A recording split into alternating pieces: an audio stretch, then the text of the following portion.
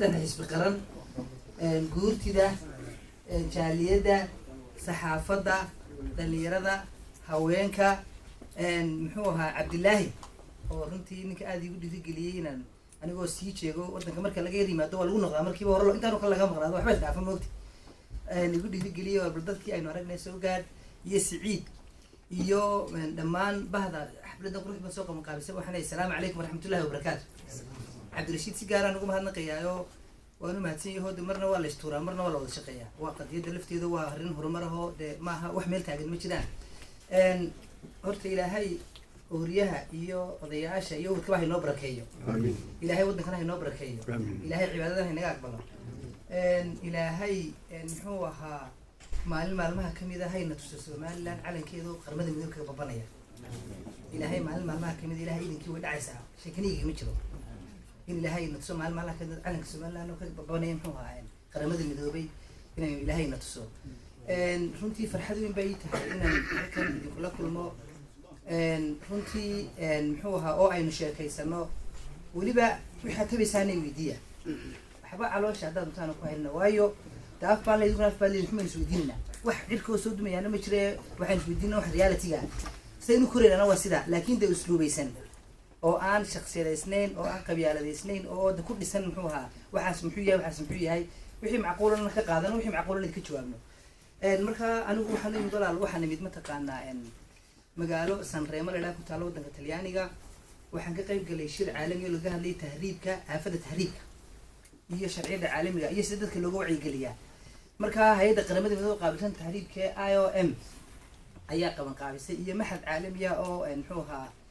تليانية وحكى سوق قريب قال إلى دوري أفرهم دولة دور أورك إيجاد نحوها أورك أفريكان يونيون لما نحوها ديش باها شرعية دارمها خصية ده واحد سومالي كوا هذا أنا جيني دولة شو تمثلي بتشوفه on behalf of سومالي قفرد ما نكسر سوق قريب قال الحمد لله رب العالمين مركا هالكا مركي أنا ميد كدي وحين نقطي إن إنك هالكا اللي بيكون معتو سيان سلاد عيدة أنا دلتو كذا تبدأنا محوها عن سويد الناس يمرو أنا مركا إن هالشرف قاري تهسيه هاي مركا وحياة ومسن والله جيابا إن إنه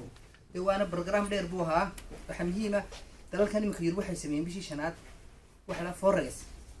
وكوا شهان بدأ أي تهريب كلا أنتيسا مركا إن وأهلنا ذاك oo runtii ka sheekeynteeda iyo dibteeda leh keesaskii ugu dambeeyay la soo bandhigay waxa kamid ah in iminka inta €1,000 laga qaado marka waxba qaar dawis ka Afrikood ilaa waxba qaar gaar bay uga sheekaysanaa qoladina miiriyo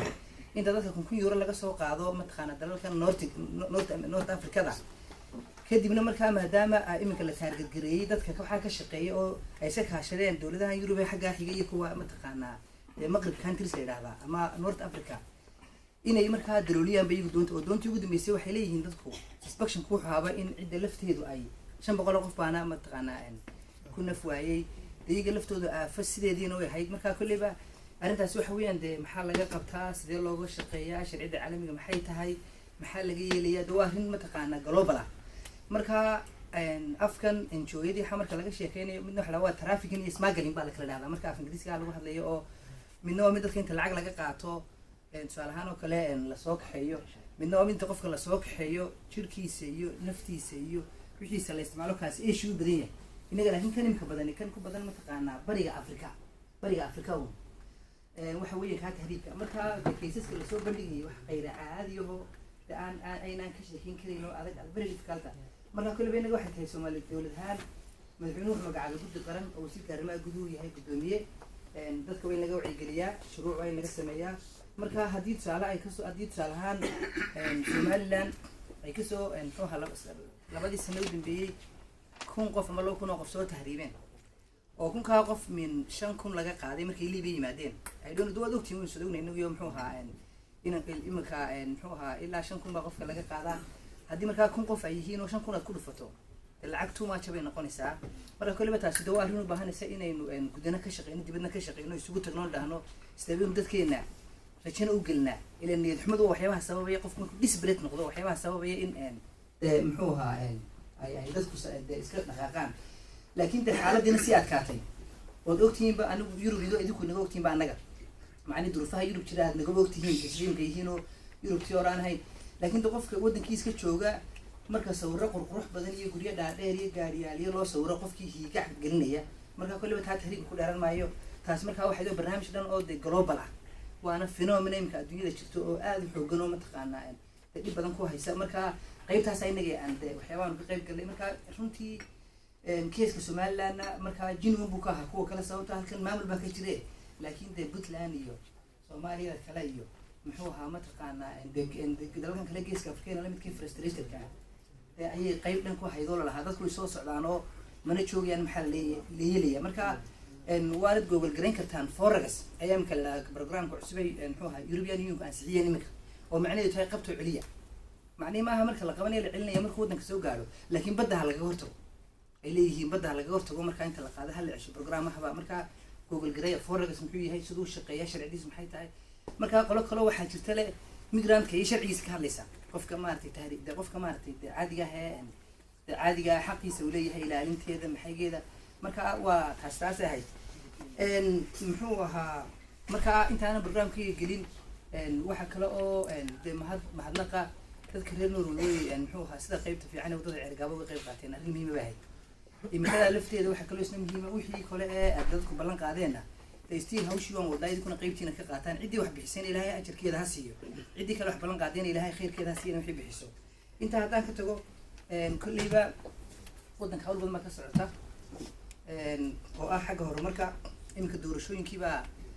tay noogu xoog weyn sidee doorasho u dhacdaa sidee sharciyada loo mideeyaa sidee aynu isu diiwaan gelinaa sidee saddex xisbi qaran iyo mataqaanaa muxuu ahaa iyo mataqaanaa iyo xukuumadda iyo baarlamaanka iyo guurtooda ay uga shaqeeyaan inay doorashadii noogu dhacdo dabeetana waa arrin lagu wada yeesan yahay marka marar badan waa laga yaabaa inaad maqashaan xagga markaan isku yar kacno hadal badan oo xanaf laan dhahno waa laga yaabaa inaanay fiicnayn haddana dhibtu waxa weeyaan waxa la yiraahdaa doorashada markay imanayso elections markay imanayaan xumad bay iska leeyihiin marka qofka ka soo maqani waxa laga yaabaa inuu yar dareemo runtii cunfi laakiin wala ay fiican tahay in dadkeena siyaasiyiintii iyo dhamaantiiba loo koro in eri wanaagsan la isdhaliilo marka kulooyinka doorashooyinkaas way socdaan arrimaha wadooyinku way socdaan wax rabada inay qodobo yar oo kuwad way ogtiinay aan dusha inoo dul maro waxyaabaha soo faar socda waxa kaloo muhiim ah arrinta gobolada bariga haddaad la socotaan almost taleexna waynu joognaa muxuu ahaa buuhoodana waynu joognaa barnaamijka horumarkuna ka socda halkaa oo waa priority-ga mataqaanaa barigu waa meelaha inoogu muhiimsan in dawladdu bari fully ay operational uga noqoto oo ay horumar badan ka samayso the challenge badan oo inaga soo horjeedaana uu jira oo waliba arrimaha interest-ka shidaalka iyo duruufahaasna ay qayb ka yihiin haddii Somaliland iminka ay 22 shir tahay muxuu ahaa 23 shir tahay markasta oo aynu sii horumarno oo dhaqaaleenu sii hagaago oo interest-keenu sii bato maca dawladaha maca adduunyada interest-ka kule ee soo galaysaa way kasii fara badanaysaa kii hore dabeetana challenge fara badan oo muxuu ahaa dhaqaale siyaasadeed ayaa jira oo ah dee xagga muxuu ahaa tusaale ahaan ceelasha shidaalada iyo waxaas oo waliba issue ballaarana sababtu waxay tahay hal su'aal baan weydiinayaa haddaynu bilis qornay haddaynu qorno askari waxa warbixid kama la jirin haddii saliid ciidan loo qorayo the international community maxaa talo that's the question u baahan sinad fahansanataan maxaa was the problem ila haddaynu marka biliskeenu qorno ma yiraahdaa bilis bay qornayeen military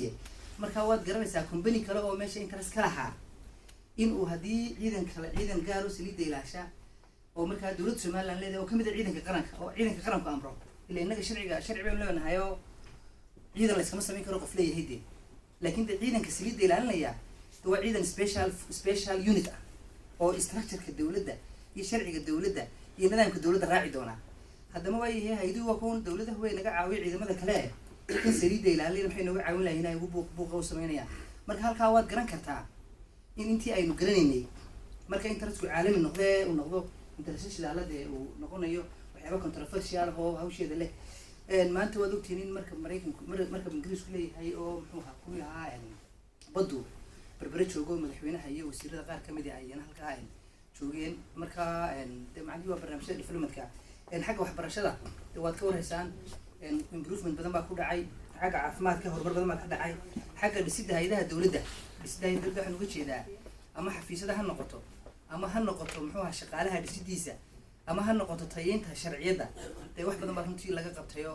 at least xafiis qurux badan iyo qof qurux badan muxuu ahaa iyo qalab qurux badan nidaam qurux badan wayaalka lagu shaqeynayo in qurux badnaataa waxaa jira adkeynta nabadgelyada xoog baa looga shaqeeyay in ciidanka la dhiso tayadiisa waxa ugu dambeeyay haddaydan ogeyn iminka e-passport baa la keenay e-passport baa la keenay waxa kaloo iminka ugu dambeeyay in haddii la yidhaahdo qof kastoo reer Somaliland card heli doono ID card aynu kaga duwanaano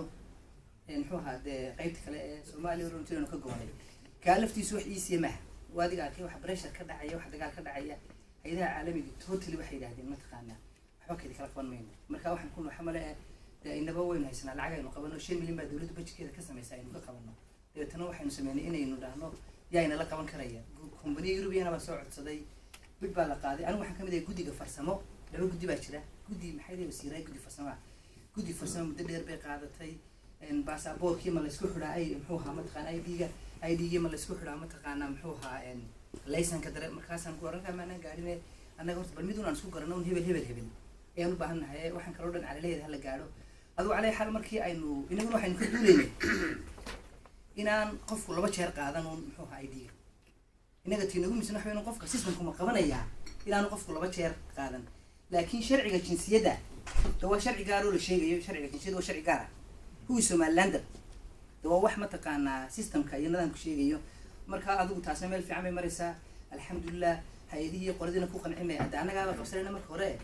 idinku weynikii lahaa ma taqaanaa Somaliland waa inay dadkeeda tirsaay geesna dadku waxa la garan doonaa tirada dadka Somaliland gees waxa la garan doonaa in horumarka lagu saleeyo gees waxa la garan doonaa ma taqaanaa in qofka Somaliland qofka kale ka duwanaado gees waxa la garan doonaa in cid blacklist ah systemku qabto